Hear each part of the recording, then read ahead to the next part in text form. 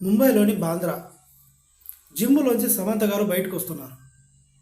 అక్కడ కొంతమంది యూట్యూబర్సు, కొంతమంది ప్రెస్ వాళ్ళు madam madam good morning madam please madam అంటూ ఫోటోలకి ఫోజులు ఇవ్వమన్నారు.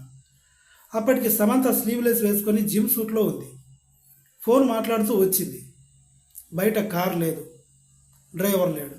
ఆ చిరాకు ఈ యూట్యూబర్స్ మీద, విలేకరుల మీద చూపించింది. గెట్ లాస్ట్ ఏంటి మీరు అంటూ మాట్లాడింది. గబగబా మళ్ళీ లోపలికి వెళ్ళిపోయింది. లోపలికి వెళ్ళిపోయి మళ్ళీ ఒక 10 మినిట్స్ తర్వాత మళ్ళీ వచ్చింది. మళ్ళీ సేమ్ శామ్ మేడం అంటారు అక్కడ. ఇక్కడ సమంత అంటున్నాం. ముంబైలో అలా ఫోటోలకు ఫోజులు ఇవ్వమని అడిగేలోపే వీళ్ళని తిట్టింది గెట్ లాస్ట్ అని. సమంత ఇక ఇలా అన్నందుకు ఏదేదో ట్రోల్స్, ఎవరితోనో ఫోన్లో మాట్లాడుకుంటూ వచ్చింది. అక్కడ కారు కనిపించలేదు కాబట్టి లోపలికి వెళ్ళింది. అంతేకాని వేరే ఏదో వ్యవహారాలు అయితే ఉన్నాయి, అందుకనే రుసరుసలాడుతూ వచ్చింది.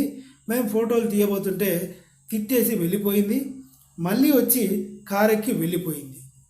సమంత మేడం ఒకప్పుడు మంచిగా మాట్లాడేది, ఇప్పుడు చిరాకు పడుతుంది, ఇరిటేట్ అవుతుంది.